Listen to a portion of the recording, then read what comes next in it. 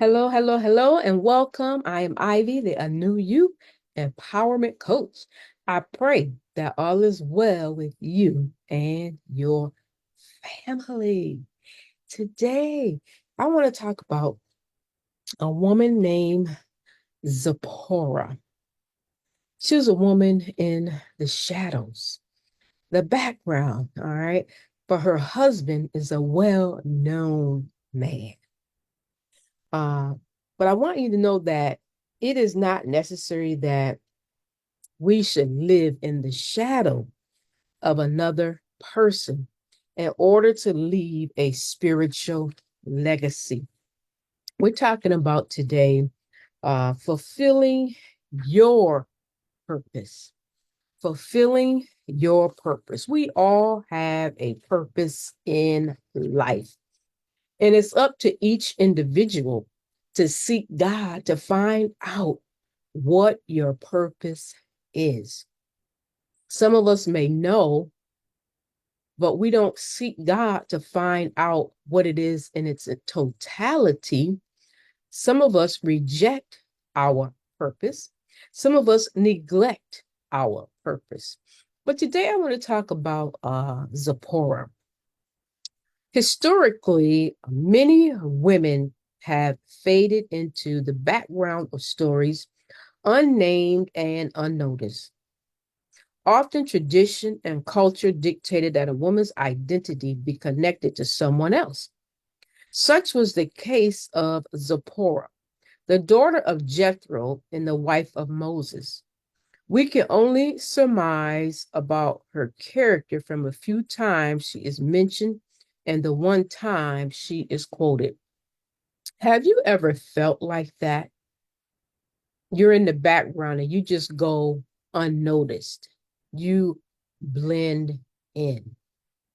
Could be due to the church, could be due to your culture. But a woman's identity is not connected to her family, her culture, her job, her status, her schooling. It's not connected to the outside or the external things that we often go after. Our identity is tied to God. That is who we get our identity from. God. We are who God says we are. Do you know your true identity on today? Zipporah is introduced as one of seven daughters, possibly the oldest, of the Midianite priest Jethro. Moses met this family after fleeing from Egypt. As shepherds, Jethro's daughters courageously faced daily harassment by other shepherds when watering their father's flocks. Moses helped them, and their father repaid him with hospitality and eventually with the permission to marry Zipporah. As the wife of Moses and the mother of Gershom and Elzar, Zipporah did not share the same spiritual heritage as her husband. Perhaps this is the reason that the sacred tradition of circumcision had been neglected. While Moses was returning to Egypt, God was about to kill him, and his life was spared only after one of the boys was circumcised. Spiritual legacy. God was getting ready to kill Moses, the man he just gave all these instructions to go to Pharaoh and say, "Let my people go. And I want you to do all these signs. I want you to bring my people to worship me, and you're going to help them get out of Egypt." So let's look at Exodus chapter 4, beginning at the 24th verse. On the way to Egypt, at a place where Moses and his family had stopped for the night, the Lord confronted him and was about to kill him. Has God ever confronted you about something, about a sin? about something he told you to do and you have yet to do it? But Moses' wife, Zipporah, took a flint knife and circumcised her son. She touched his feet with the foreskin and said, "Now you are a bridegroom to the blood of me." When she said a bridegroom of blood, she was referring to the circumcision. After that, the Lord left him alone. So Zipporah and Moses. So God's getting ready to kill Moses because he didn't circumcise his son. And then we have Zipporah. Her father was a priest. They had a different religion, didn't believe in what Moses' God was all about.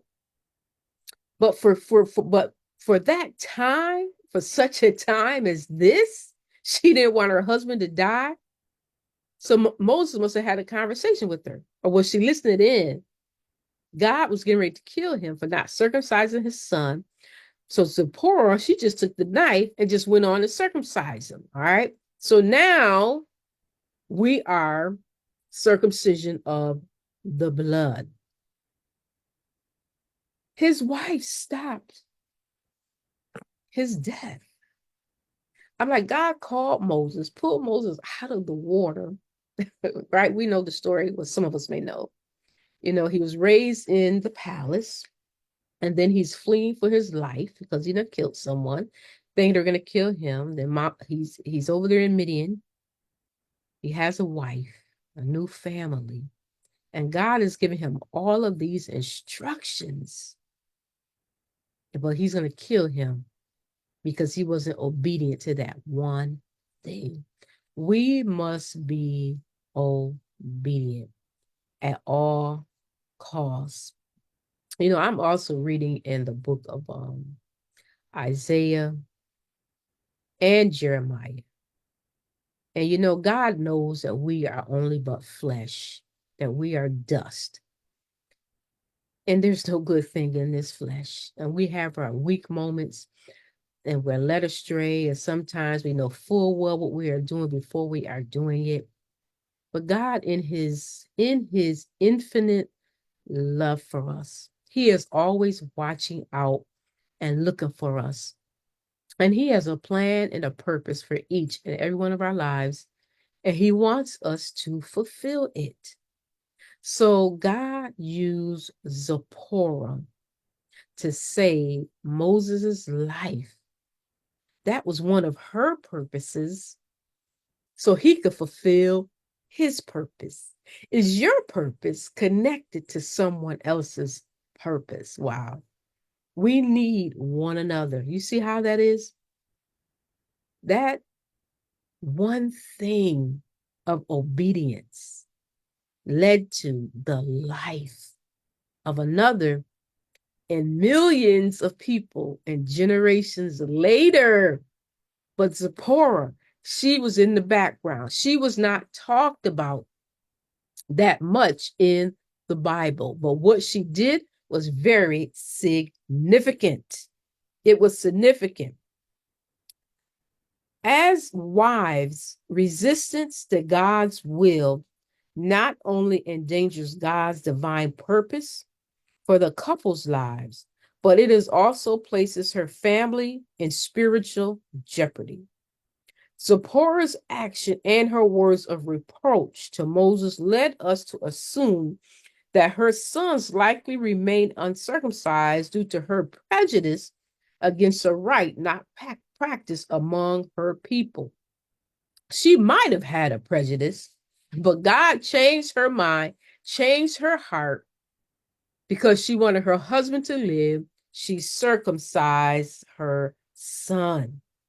And sometimes we can resist God's will. He only wants what's best for us. But it's up to us to submit, right? And surrender our will to God's will so that God can lead us in the way that he wants us to go. As women, we must follow God's will at all costs. No matter how we feel, no matter how angry we may get, no matter how we may feel like we're in the background. They never call me, they never use me, or they use me on the other extreme. They just take, and give. But we must be obedient to God's will at all times. Yes, we set those boundaries and only let people go but so far in our lives and taking advantage to us. But that's up to us. We've got to stand up to that, right? We got to stand up to it. But we must follow God's will.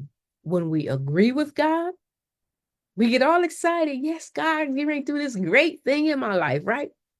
But what about those times when we don't agree with God? We're not feeling it. It's like, God, why are you doing this? God, why are you taking me through this? God, I don't understand this. God, I don't like this. Will we follow his will at all costs? Will we obey him at all costs? We must remember that we only see a portion of what's going on right before us because we're in the middle of it. We're in the midst of it. That's all we see. We don't see how God is going to use what we're going through for our purpose or for our future. We don't see it at that moment. The only thing we see is the turmoil, the danger. We don't see how God is going to use that to propel us into our future destiny. God sees the entire picture and he knows what's best for us. It hurts, God, but it's for your good. I don't like this, God, but it's for your good. Can you remove this thorn from my flesh, God? It's good for you. I know what's best for you. And then you got to stomp your feet like that spoiled brat, like, God, why? God, why? I know what's best for you, my child. Hold on, my sister. Hold on. God will fulfill your purpose. He will help you fulfill your purpose as long as we are obedient and we stay in his will. Don't step outside of his will. It will not cancel your purpose, but it may delay your purpose. And when we step outside of God's will, there are consequences to it, right? We forget about that in the heat of the moment, about the consequences. Someone is watching us, someone is listening to us, right? We lead by our example, women. Women of God, we lead by the things that we do, by the things that we say. God knows our heart. Yes, he does. He knows when we don't agree with him, and he knows when we agree with him. If you are in a place of doubt right now and unbelief, ask God to help your unbelief. Isn't that what the disciples said? Lord, I believe, but help my unbelief.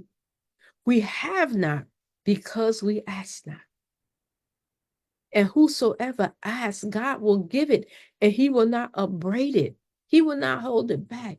Ask God, trust God, and believe in God. He is going to do it. He's going to see you through. He's going to pull you through because you're going to fulfill your purpose. God has great things in store for you. What is God asking you to do that you do not agree with? What is God asking you to do that you do not agree with? Is it making time for him? Getting up early in the morning to get in your word? I know that bed feels good. I know it's a struggle. And you turn over, and then you turn over. And God is tapped, Holy Spirit. All right, let's get up. Time to get up. Let's get up. Get up, wash your face, brush your teeth, and get up. Get yourself together and go meet with Father. Get your instructions for the day. Get in the Word. All right. There are many Bible apps you can use for a daily plan or reading the Bible through the year, the Our Daily Bread. There are just so many. Pick one and get started. That's the main thing. Get started. And pray. Are you struggling in your prayer life? You know, we all struggle in one area or another. But what's important is that you don't stop. Keep going. If you miss a day or two, get back on the horse, as they say. Be consistent. And if you feel that you can't be consistent, find yourself an accountability partner, someone that will help you stay on track until you're in sync with God. Get up, get up, get up. You know, at the top of the year, I didn't get up as early as I do now. I started getting up at 5 o'clock in the morning. It's like, okay, I'm going to get up early. I read the Bible, all right, but I did like during the day or like on my lunch break. But I started getting up at 5 a.m. in the morning. And it seems as if God redeemed the time. It's like I have more time throughout the day to do more things now because I made God a priority and started the day with Him. Is God telling you to start a Bible study, a ministry, a book club, a ministry group, a business? What is God telling you to do? But we've got to submit to His will. What is the vision that God has given you for your family or your ministry? But we've got to agree with Him so that His will be done in our lives. Fulfill your purpose.